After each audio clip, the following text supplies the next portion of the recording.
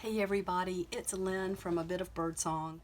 I'm so happy to be sharing my October daily journal. One thing that I have always been interested in, and especially lately, I have renewed my interest in witches and the history of witches and how witches have been treated. And let's just back up and say not even witches, but perceived witches. I'm not a witch. I don't have witches in my family that I know of, although one of my grandmothers was said to have known a lot of spells, and she did practice some. That said, she was also raised in a covered wagon, and it was said that her mother could shoot a squirrel out of a tree with a handgun and then cook it. So, you know, whether or not she was practicing spells or just life skills while living on the land, who knows? Sometimes perception is what really changes things and what changes the fate for people. I decided what I wanted to do with this is look every day at a fact or a piece of information about witches, or maybe something that witches are commonly thought to have done or something that they actually do. And it's October, it's time for Halloween, it's time for pumpkin spice, it's time for getting ready for Thanksgiving and family and cool evenings and walks outside and apples and haunted houses and so many fun things. This shadow box represents a mixture of things that were passed down through the generations in this book. I originally said that I knew that it was going to be about a grandmother and a daughter and a granddaughter, but I've changed it a little bit. I'm going to make it about a great grandmother and then a mother and a daughter. So the daughter in the story, it will be, or the girl in the story, who I'm calling me, because that is the perspective of the book. She's referred to as me. So let's pass by this shadow box and look at my first entry. I love to do full page spreads in my bigger journals, especially if they're covering just 1 month, because it's really easy to end up with too many pages, and it's also easy to get overwhelmed. I went ahead and stamped the date, October 1st, and I did a little bit of a family tree here that was a lot of fun. We have the lady from the cover again, and she is from the late 1800s. And then we have the granddaughter Helen, who is from maybe the late 40s or early 50s. And then we have me, Jessica, who is from the 1990s. And the way I got the names Minnie, Helen, and Jessica is searching what the most popular girls' names were at the time. So that's how all of that came about. There is some reason to this.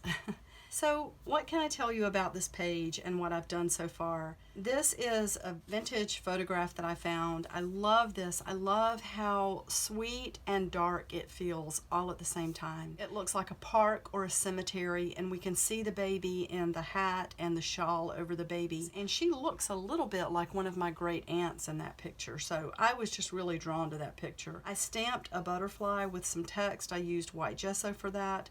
I lit candles at several times throughout the day, and that is one of the matches I thought I would put it in. I poured some of the candle wax here. This is a rose petal that I had just in my stash of papers and such. And then today's entry, or factoid, or fact, or whatever you want to call it, is this. Between 1482 and 1782, around 100,000 people across Europe were accused of witchcraft, and some 40 to 50,000 were executed.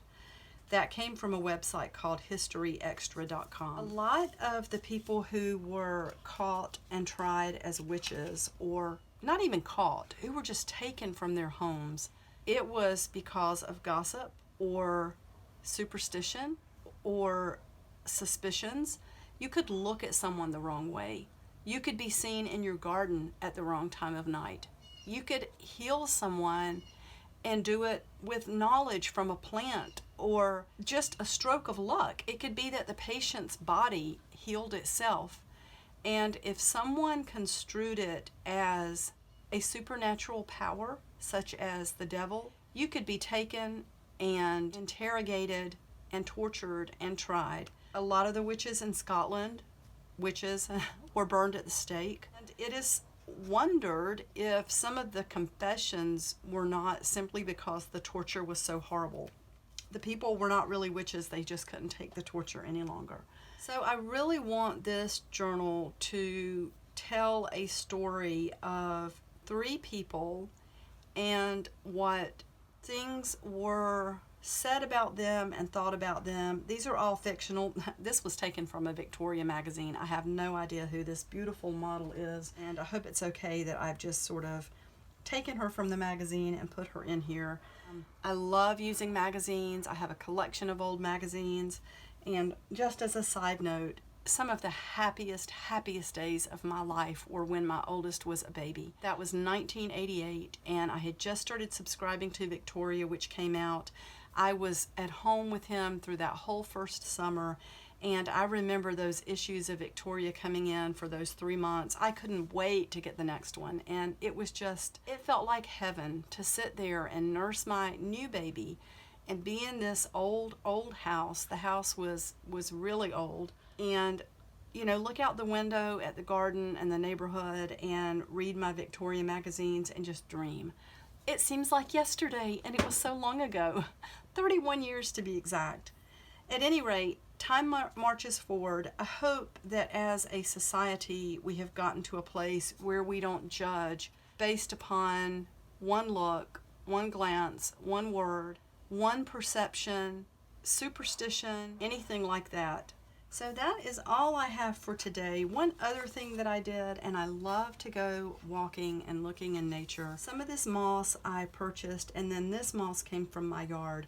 Moss is not always easy to grow. You have to have a certain pH and a certain amount of moisture. But this came from my yard in this tiny little perfect pine cone. Sometimes the squirrels get a hold of them and they're not that great once the squirrels are done. So I have my little nature box. I've put this bag here to collect treasures that maybe a green witch or someone practicing medicine, herbal medicine, might use to capture things in or to store things in. And then this is a vintage or antique button that I took from my collection.